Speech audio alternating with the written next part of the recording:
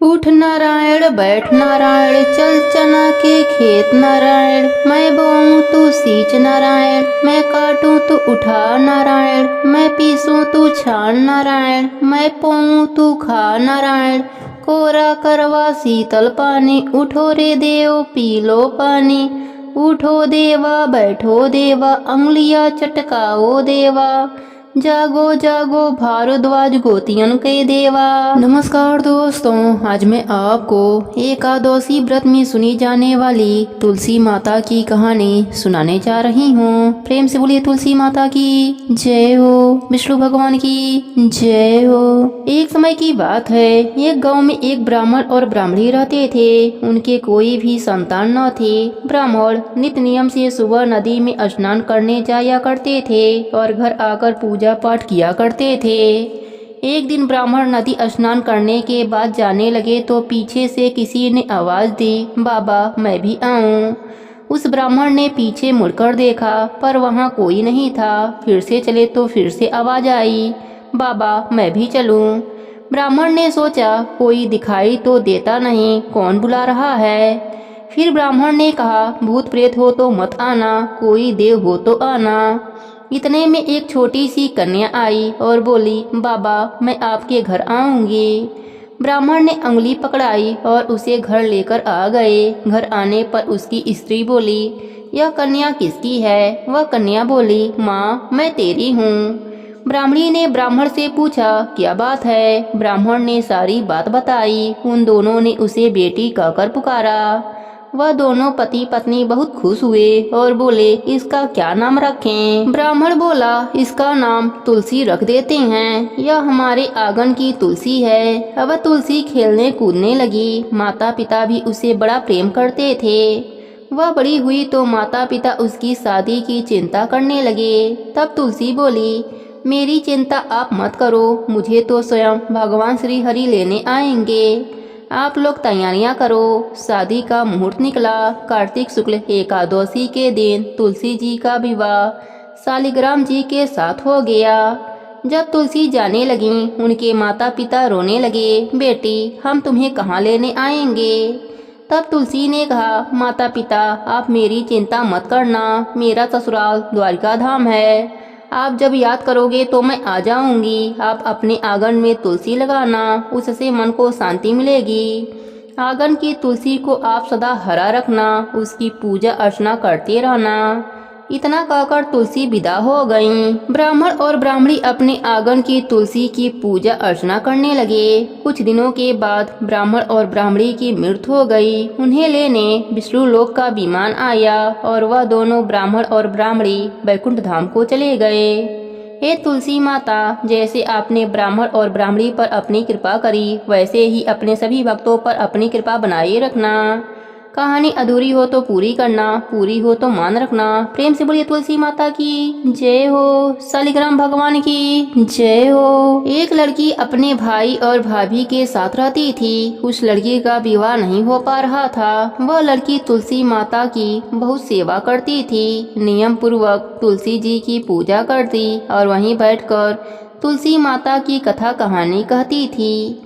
लेकिन उस लड़की की भाभी को यह सब पसंद नहीं था। वह हमेशा अपने ननद को ताने दिया करती कि जब देखो तब तुलसी के पास बैठकर कथा कहानी कहती है, कोई काम धंधा नहीं करती।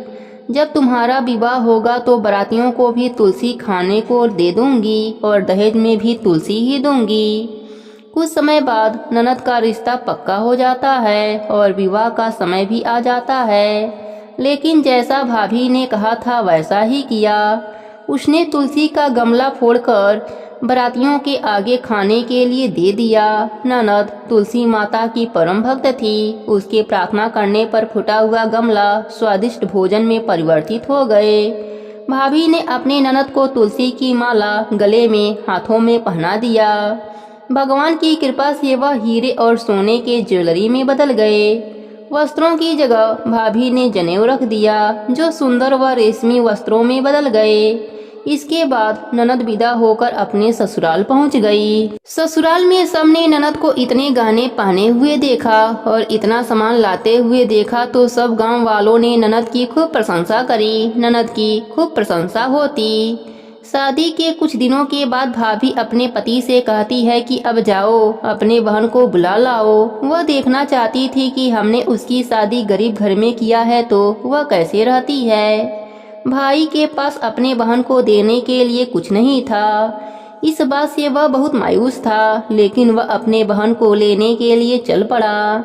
जैसे ही वह बहन के घर पहुंचा तो वह सोचने लगा कि मैं अंदर कैसे जाऊं, सब लोग देखेंगे तो क्या कहेंगे कि मैं पहली बार बहन के घर आया हूं और कुछ भी लेकर नहीं आया हूं। लेकिन तभी छत से बहन ने उसे देख लिया।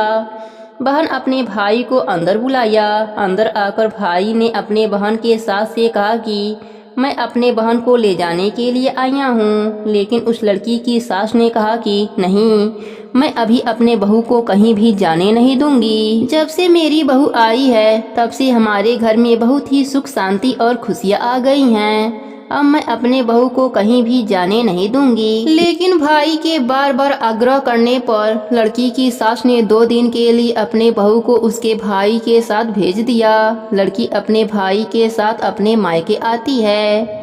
भाभी उसे देखकर चौंक जाती है। वह लड़की बहुत सारे गहने पहने हुए थी, बहुत सा सामान लेकर आई थी।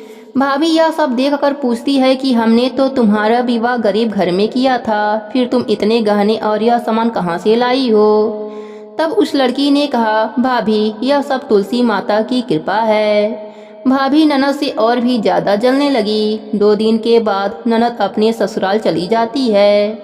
इसके बाद भाभी अपने बेटी से भी तुलसी माता की पूजा करने के लिए कहती है और कहती है कि तुम भी तुलसी माता की पूजा करो। देखो बुआ ने तुलसी माता की पूजा करी तो उन्हें सब कुछ मिल गया।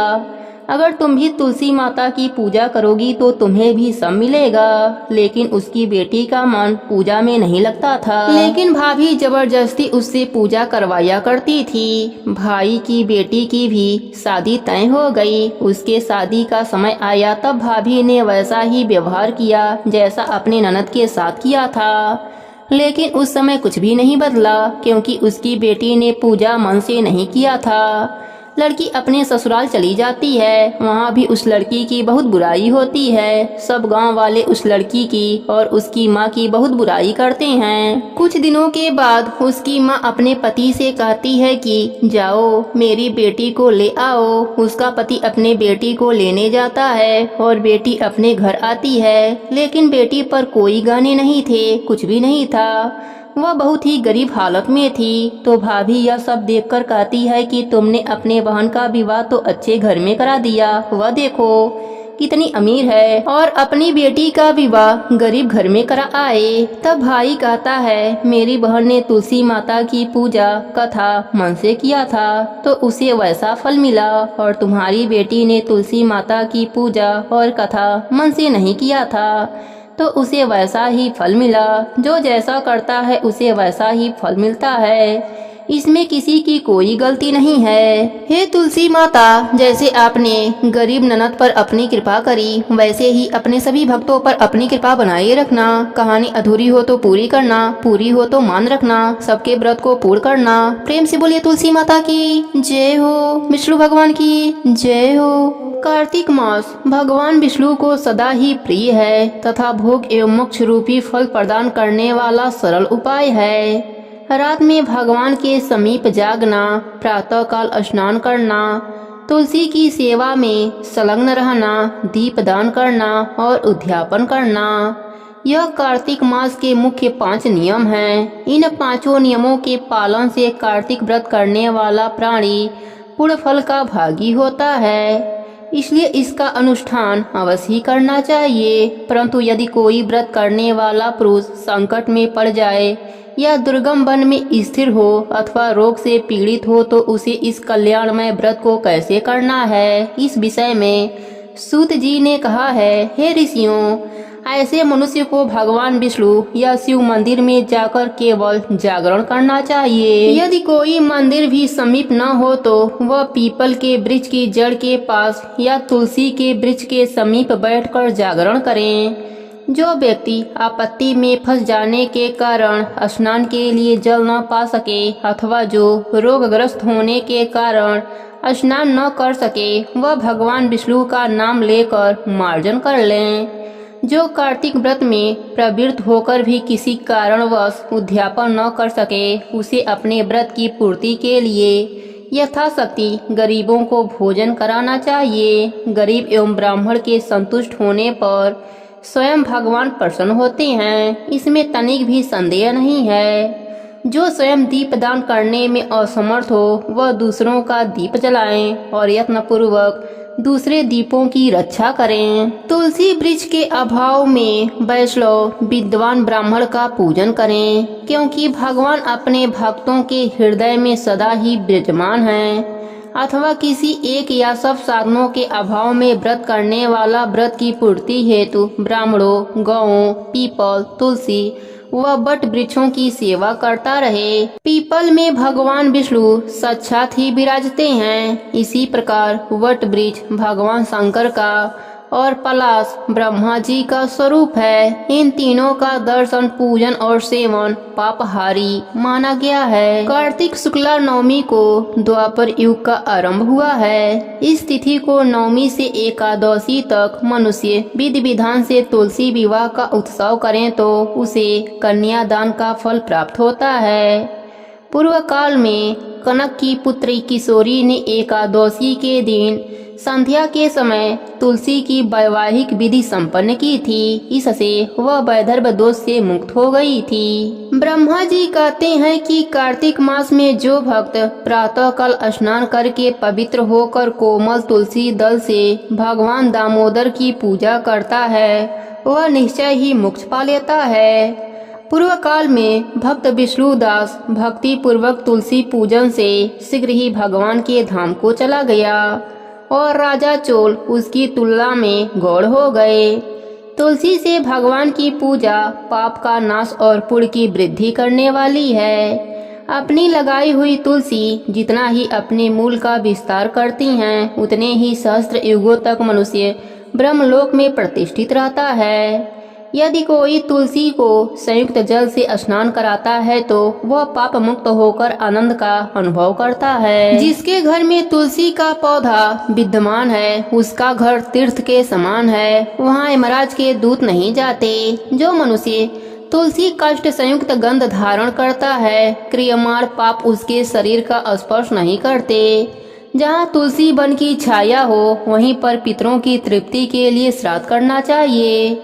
जिसके कान में, मुख में और मस्तक पर तुलसी का पत्ता दिखाई देता है उसके ऊपर यमराज कुदृष्टि नहीं डालते। प्राचीन काल में हरिमेधा और सुमेधा नामक दो ब्राह्मण थे। वह जाते जाते किसी दुर्गम वन में परिश्रम से व्याकुल हो गए। वहाँ उन्होंने एक स्थान पर तुलसी दल देखा। सुमेधा ने तुलसी का महान वन देखकर उसकी परिक्रमा करी और भक्ति पूर्वक प्रणाम किया। यह देख हरिमेधा ने पूछा कि तुमने अन्य सभी देवताओं व तीर्थों व्रतों के रहते तुलसी वन को ही प्रणाम क्यों किया? तो सुमेधा ने बताया कि प्राचीन काल में जब दुर्वासा के श्राप से इंद्र का ऐश्वर्य छीन गया तब देवताओं और असुरों ने मिलकर समुद्र मंथन किया तो धन्वंतरी रूप भगवान श्री हरि और दिव्य औषधियाँ प्रकट हुईं। उन दिव्य औषधियों में मंडलाकार तुलसी उत्पन्न हुई जिसे ब्रह्मा आदि देवताओं ने श्री हरि को समर्पित कर दिया और भगवान ने उसे ग्रहण कर लिया। भगवान नारायण संसार के रक्षक और तुलसी उनकी प्रियतमा हैं, इसलिए मैंने उन्हें प्रणाम किया है। सुमेधा इस प्रकार कह ही रहे थे कि सूर्य के समान अत्यंत तेजस्वी विशाल विमान उनके निकट उतरा। उन दोनों के समक्ष ही वहाँ एक बरगद का वृक्ष गिरा पड़ा था। उसमें से दो दिव्य पुरुष प्रकट हुए। उन दोनों ने हरिमेधा और सुमेधा को प्रणाम किया। तब दोनों ब्राह्मणों ने उनसे पूछा कि आप कौन है? तब उनमें से जो बड़ा था वह बोला, मेरा नाम आस्तिक है। एक दिन मैं नंदन वन में पर्वत पर क्रीड़ा करने गया था तो देवगनाओं ने मेरे साथ इच्छा अनुसार विहार किया।